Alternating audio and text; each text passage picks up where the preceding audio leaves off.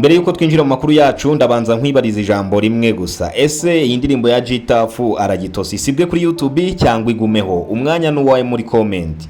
Nawe niba utarakanda subscribe dutera inkunga, hanyuma rero ukore aho handitse subscribe, ndetse niba biri mu rurimi rw'igifaransa ukore aho handitse s'abonner. Mu makuru ya politike dukunda kubana, ndetse no mu makuru y'imyidagaduro dukunda kubana. Mwakomeje kutwereka urukundo kandi nubundi ntimugahweme kutugaragariza ko mudukunda by'ukuri kandi byuzuye. None tugiye kubana mu makuru y'imyidagaduro kandi agezweho, ariko bica bigacika ku mbuga nkoranyambaga, ariko hari byinshi wahishwe ari nabyo ugiye guhishurirwa ahangaha. Ntukemere ko abandi bagusoromera imboga, reka tukubwire amakuru ya nyayo kandi yizewe. Ku mbuga nkoranyambaga hari hamaze iminsi yacicikana amakuru menshi atari meza, mu gihe rero umuhanzi cyangwa se umunyarwenya witwa Gitafu yasohoye indirimbo yitwa Aragitosa igakomeza kuvugisha abatari bake mu gihugu cy'u Rwanda ndetse no hanze yacyo. Abakoresha imbuga nkoranyambaga bakomeje kwibasira uyu munyarwenya cyangwa se uyu muhanzi wari umaze iminsi asohoye indirimbo yitwa Aragitosa.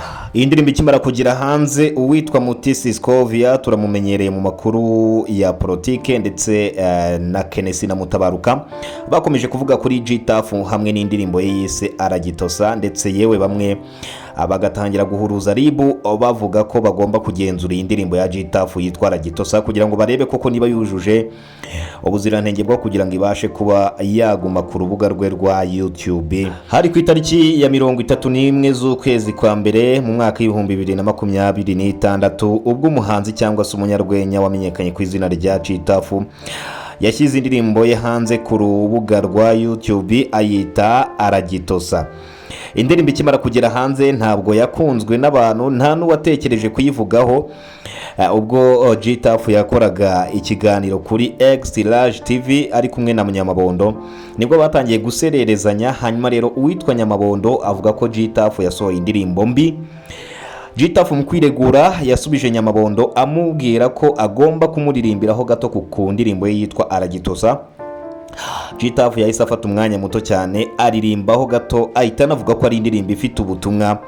Ayo majwi rero ikiganiro kikimara kugera hanze, benshi batangiye kuyakata ndetse bayakoresha hirya no hino ari udushoti, dore ko iri jwi ryahise ritangira gucicikana ku rubuga nka TikTok.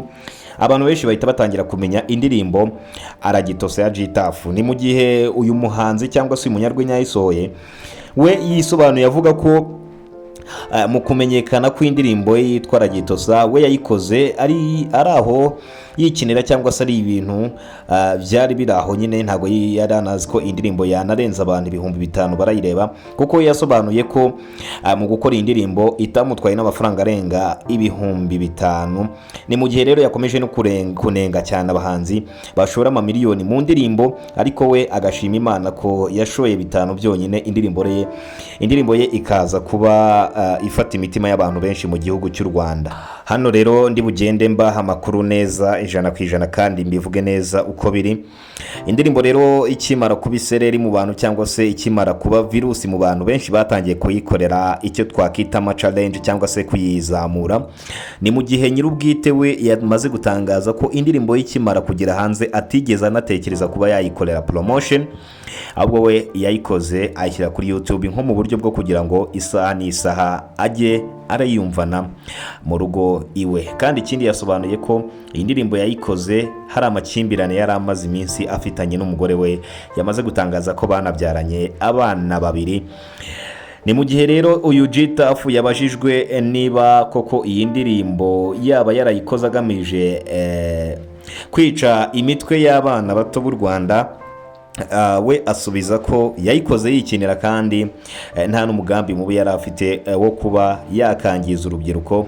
Ni mu gihe rero ku mbuga nkoranyambaga hakomeje kugenda hacicikana utuvideo twinshi ababyeyi bafata abana babo, utuvideo bari kubyina indirimbo Aragitosa. Benshi rero bagakomeza bakugenda bavuga ko indirimbo Aragitosa nta kibazo kirimo, ahubwo ikibazo gifite ababyeyi bari kugenda bafata abana babo amashusho bagapostinga ku karubanda. Ikindi kandi benshi bakomeje kugenda bavuga ko iyi ndirimbo nubwo yageze hanze atari yo ndirimbo yonyine y'ibishego yageze hanze, dore ko yewe Gitafu nyirubwite yakomeje gutangaza ko hari n'izindi ndirimbo nk'ak'inyuma saa moya ndetse n'izindi nyinshi yakomeje gutangaza anavuga ko iyi ndirimbo ye atari yo yonyine irimo ibishegu igaragaye mu Rwanda irimo ibishegu. Anavuga ko isaha n'isaha urukiko rwamuhamagara yakwitaba maze akajya gusobanura iby'iyi ndirimbo ye yamaze kuba virusi mu bantu.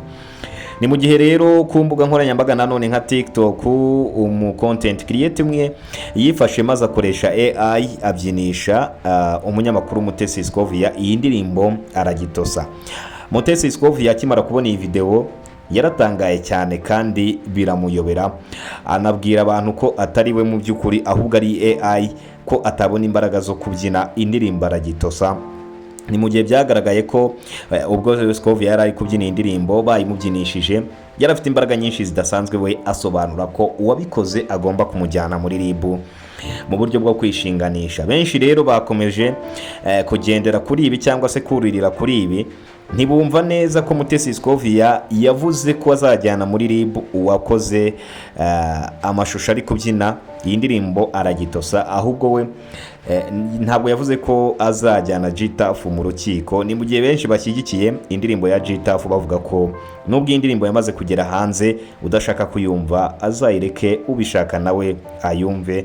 Ikindi kandi benshi bakomeje kuvuga ko hari n'amashusho y'urukozasoni abari hanze, rero ngo uyashaka arayareba utayashaka arayareka. Rero bavuze ko ushaka kumva indirimbo arayumva, utabishaka nanone akayihorera. Nanone ku munsi w'ejo social media influencer witwa Kazungu Kabosi we yahururije uyu nguyu G-Tuff avuga ko indirimbo ye nta butumwa burimo ahubwo ari kwica abana b'Abanyarwanda, avuga ko bigomba kumukurikirana. Ni mu gihe G-Tuff yamwihakaniye kure ndetse anamwiyama yivuye inyuma, avuga ko mu gihe cyose umuntu adashaka kumva indirimbo ye atazayimuhatirizamo kandi yazamutse mu buryo nawe atarazi. Ntago byoroshye habe na gato, ntago byoroshye mwa bantu mwe. Ubwo iyi ndirimbo yari ikimara kugera ku rubuga rwa YouTube ntago yarebwe cyane, ahubwo yarebwe hashize iminsi mike, dore ko nyuma y'icyumweru nigeze gutera ijisho nsanga iyi ndirimbo yari imaze kurebwa n'abantu barenga 10,000, ariko magingo aya imaze kurebwa n'abarenga 600,000. Bigaragare ko izuzuza miliyoni bitewe na promotion ikomeje kugenda ikorerwa.